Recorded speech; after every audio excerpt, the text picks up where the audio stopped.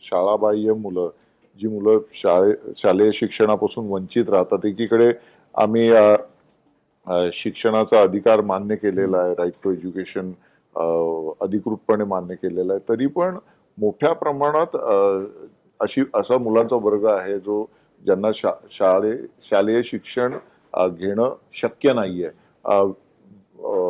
ऊसतोड कामगारांच्या घरातली मुलं असतील, विटांच्या याच्यावर स्थलांतर करणारी आदिवासी कुटुंबातली मुलं असतील, अनेक असा मोठा वर्ग आहे, भटक्या विमुक्तांची मुलं असतील.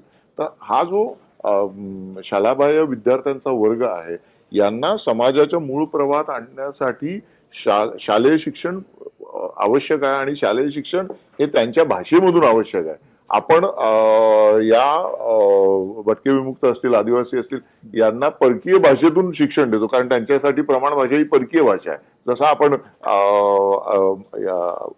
इंग्लिशच्या बाबतीत आपण म्हणतो तर तीच गोष्ट तिथे. तर हे शासकीय पातळीवरून यासाठी का विशेष हालचाली होताना दिसत नाही? कारण एनजीओ सगळ्या या गोष्टीवर आवाज उठवत असतात, सातत्याने सरकारला त्या संदर्भात दोषी धरत असतात. तुम्ही काय सांगाल यात? नाही, एनजीओ असं आहे की ते त्या सेक्शन पुरतं डेडिकेटेडली काम करतात की नाही, नक्कीच काम करतात, चांगलंही काम करतात. पण ज्यावेळी ते स्केलवर करायचं असतं ते कुठलीच एनजीओ यशस्वी होत नाही. मी या सगळ्या एनजीओने एकत्र करून चला तुम्ही जबाबदारी घ्या, तुम्हाला जो लागेल तो फायनान्स आम्ही देतो, नाही म्हणजे आमच्याकडे इतकं नाही. सूचना चांगल्या असतात, पण या सूचना प्रत्यक्ष राज्यभर इम्प्लिमेंट करणं, त्यासाठी जी यंत्रणा पूर्ण शासनाची असते ती ऑलरेडी बाकी कामामध्ये ओढबणं असते.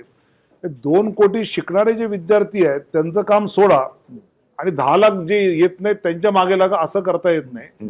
तर ह्याचा बॅलन्स करावाच लागतो. तो करत आपण त्यात करतो.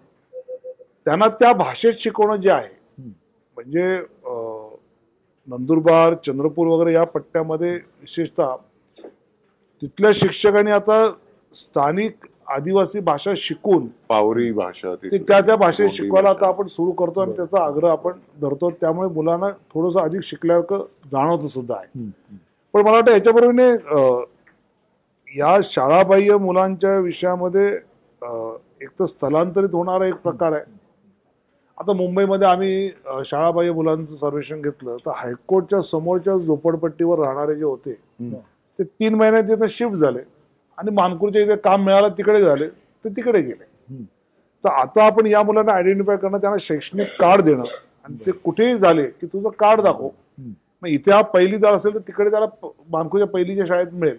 असं समजा कारखान्यावर ना तो दुसऱ्या याच्यात आला ऊसतोडणी कामावर तर तिथल्या त्याला झेडपी शाळेमध्ये कळेल. कधी कधी कारखान्यामध्ये शाळा लांब असते तर आपण असे प्रयोग केले की त्या शाळेतला शिक्षक त्या कारखान्यावर जाईल. आता साखर शाळा, वीट भट्टी शाळा या नवीन कायद्याने बंद झाल्या, करता येत नाही.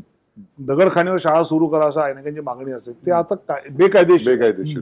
तरी पण जी एनजीओ त्यात काम करते त्यांचा मात्र आग्रह असतो की हे करा, ते करताच येत नाही. मग आपण काय करतो की ती मुलं तिथल्या झेडपी शाळेला अटॅच दाखवतो आणि तिथल्या शिक्षकाला म्हणतो तू तिकडे जा आणि शिकव. असे आपण त्यातले काही मार्ग आता काढतो.